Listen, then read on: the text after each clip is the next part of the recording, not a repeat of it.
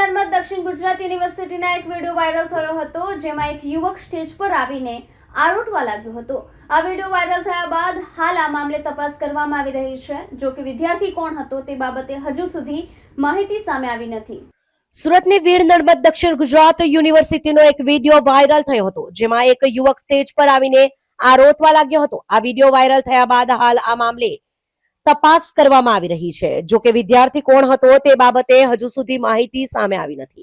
મળતી માહિતી મુજબ સુરતની વીર નર્મદ દક્ષિણ ગુજરાત યુનિવર્સિટી ખાતે 15 ઓગસ્ટની ઉજવણીનો કાર્યક્રમ હતો અને તેમાં વિવિધ સંલગ્ન કોલેજોના વિદ્યાર્થીઓ દ્વારા વિવિધ સાંસ્કૃતિક કલાકૃતિઓ રજૂ કરવામાં આવી રહી હતી. દરમિયાન અચાનક એક વિદ્યાર્થી સ્ટેજ પર આવી ગયો હતો અને આરોટવા લાગ્યો હતો. ત્યારબાદ તે વિદ્યાર્થીને સ્ટેજ પરથી દૂર લઈ જવામાં આવ્યો હતો. આ ઘટનાનો વિડીયો સોશિયલ મીડિયામાં વાયરલ થયો હતો. ગરબાની કૃતિ ચાલતી હતી ત્યારે જ આ ઘટના બનતા લોકો પણ આશ્ચર્યમાં મુકાયા હતા.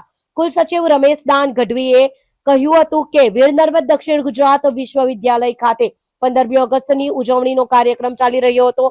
વિવિધ સંલગ્ન કોલેજોના વિદ્યાર્થીઓ દ્વારા વિવિધ સાંસ્કૃતિક કલાકૃતિઓ રજૂ કરવામાં આવી રહી હતી. દરમિયાન વર્લ્ડ હેરિટેજમાં સ્થાન છે એવા ગુજરાતના ગરબાને જ્યારે મંચ પર કલા પ્રદર્શિત થઈ રહી હતી ત્યારે અચાનક જ એક વિદ્યાર્થી મંચ પર આવે છે અને લથડિયા ખાય છે એવી હાલતમાં હતો.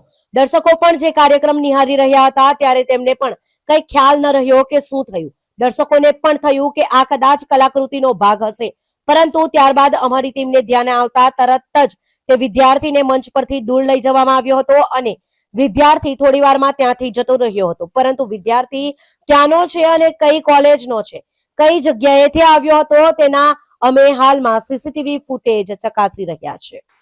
વીર નર્મદ દક્ષિણ ગુજરાત વિશ્વવિદ્યાલય ખાતે 15મી ઓગસ્ટની ઉજવણીનો કાર્યક્રમ ચાલી રહ્યો હતો. વિવિધ કોલેજોના સંલગ્ન કોલેજોના વિદ્યાર્થીઓ દ્વારા વિવિધ સાંસ્કૃતિક કલાકૃતિઓ રજૂ કરવામાં આવી રહી હતી.